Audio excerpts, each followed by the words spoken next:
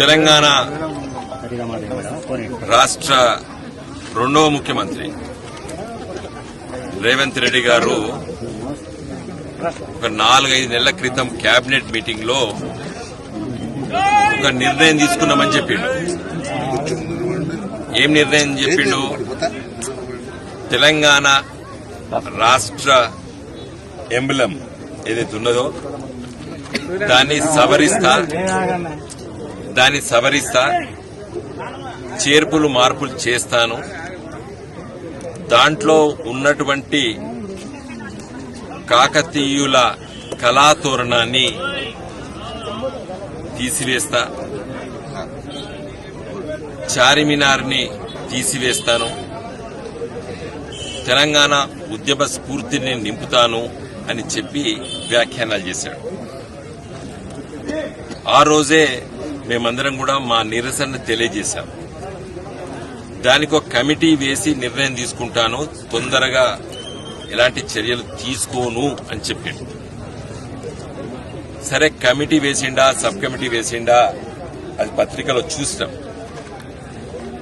కానీ ఎవరు ఒక సబ్ కమిటీ కూర్చొని ప్రజా అభిప్రాయం సేకరించినట్టయితే నేను ఎక్కడా చూడలేదు. ఒక సబ్ కమిటీ ఒక కమిటీ వేస్తా అని చెప్పిండు రేవంత్ రెడ్డి.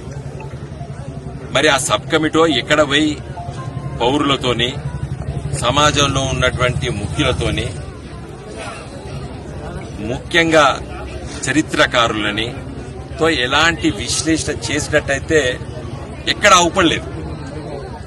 తన నిర్ణయాన్నే ఇలా అమలు చేసి రేపు జూన్ 2వ తారీఖు నాడు 10 సంవత్సరాలు తెలంగాణ రాష్ట్ర ఏర్పడినటువంటి వార్షికోత్సవ సభలో సోనియా గాంధీ గారిని పిలిపించి మరి ఈ ఎంబులంని, తెలంగాణ చిహ్నాన్ని, తర్వాత తెలంగాణ గీతాన్ని నేను ఆవిష్కరిస్తానని చెప్పి నిన్న ఢిల్లీలో కూడా ప్రకటన చేశాడు రేవంత్ రెడ్డి గారు.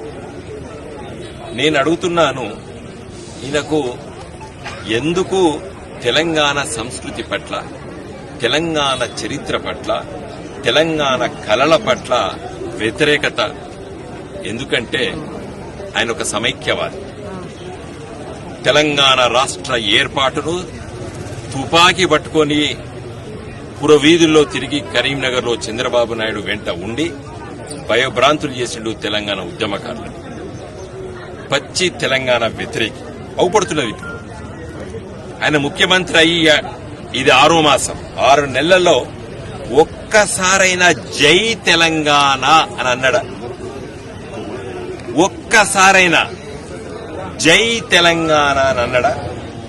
ఎక్కడా అనలేదు. జై రాహుల్ అన్నాడు, జై సోనియా అన్నాడు, కానీ జై తెలంగాణ అనలేదు. మేము మా కళాతోరణాన్ని ఇలా సాయంకాలం పూట మరి అందరి విజిటర్స్ లాగా మేము వచ్చి చూస్తున్నాం. మా అందరి విజిటర్స్ లాగా మేము వచ్చి చూసుకుంటున్నాం, చిన్నప్పటి నుంచి చూసుకుంటున్నాం. దీన్ని ఇంత గొప్ప వైభవాన్ని ఇవాళ తెలంగాణ రాష్ట్రం ఏర్పడ్డ తర్వాత ఒక వైభవంగా ఈ చిహ్నాన్ని ప్రపంచవ్యాప్తంగా మరి ప్రచారం అయ్యిందంటే తెలంగాణ రాష్ట్ర ఏర్పాటు పట్ల. మన 3 సింహాలు మనకు అవుపడితే ఇంకో సింహం వెనుకకుంటది. 4 సింహాలు కూడా నేను మార్చుతాను. దుష్ట శక్తులు రావచ్చు ఈ దేశంలో, చట్ట వ్యతిరేకం అది. మనకు ఫ్లాగ్ కోడ్ ఉన్నది. నేను అందుకే చెప్పదలుచుకున్నాను, మీరు చేసేటువంటి ఈ ప్రయత్నము, రేవంత్ రెడ్డి గారు చేసేటువంటి ఈ ప్రయత్నము, అసలు ఈయన నిజమైన కాంగ్రెస్ నాయకుడు కాదు. ఇవాళ విస్తీర్ణవాదంతో ఉన్నటువంటి మనస్తత్వం ఉన్నటువంటి వ్యక్తి రేవంత్ రెడ్డి గారు. ఇవాళ చంద్రబాబు నాయుడు గారు, ఈ రేవంత్ రెడ్డి గారు ఇద్దరు గురు శిష్యులు. రేపు తెలంగాణ చరిత్రను మరిపించాలే, తెలంగాణ ప్రజలకు తమ చరిత్ర ఉండొద్దు, తెలంగాణ ప్రజలకు తమ కళలు అవుపడొద్దు అనేటువంటి దుష్ట శక్తులు ఇలా ప్రయత్నం చేసే దాంట్లో కూడా ఈ రేవంత్ రెడ్డి గారు ముందు ఉండి ప్రయత్నం చేస్తున్నాడు. రెండో అంశం ఏం చెప్తాడు? నేను తెలంగాణ ఉద్యమ స్ఫూర్తి తగ్గట్టు ఈ ఎంబలంని చిత్రీకరిస్తా అని చెప్తున్నాడు. అసలు నీకు హక్కు ఎక్కడిది? తెలంగాణ ఉద్యమ చరిత్ర గురించి, తెలంగాణ ఉద్యమ స్ఫూర్తి గురించి మాట్లాడే నైతిక హక్కు ఉన్నదా మీకు రేవంత్ రెడ్డి గారు?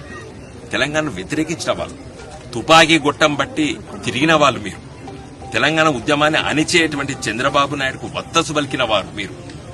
మీరు తెలంగాణ ఉద్యమం గురించి వెళ్ళి మాట్లాడే ఉద్యమ స్ఫూర్తిని నేను చిహ్నంలో నింపుతా అంటే అది హాస్యాస్పదం. ఇది నవ్వుతారు అందరు ప్రజలు, తెలంగాణ ప్రజలు నవ్వుతారు. గవర్నమెంట్ ఆఫ్ ఇండియా నుంచి గెజిట్ రావాలి. రంజిత్ అర్థమైందా? ఇప్పుడు వీళ్ళకి ఎవరు సక్కగా ఏం తెలియదు. ఇప్పుడు ఉన్నటువంటి వాళ్ళు ఇది కేసీఆర్ గారు ప్రతిపాదన చేసిన తర్వాత కేంద్ర ప్రభుత్వం బాగా ఆలోచించి ఇచ్చినటువంటి జీవో కాపీ. తర్వాత ఈ చట్టం ఉంది, దీనికి state emblem of India regulation of use rules 2007 ఇది అమెండ్మెంట్ కూడా అయింది. దీని ప్రకారంగా కేంద్ర ప్రభుత్వం ఒప్పుకుంటేనే మార్చొచ్చు. కాబట్టి ఈయన ఇయ్యాలని రేపు 2వ తారీఖున ప్రకటన చేస్తే అది అయ్యేది కాదు, పోయేది కాదు.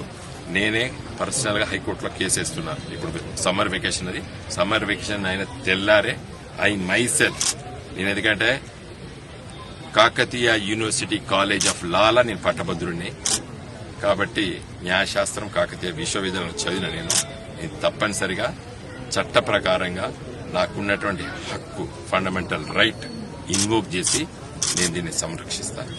జై తెలంగాణ.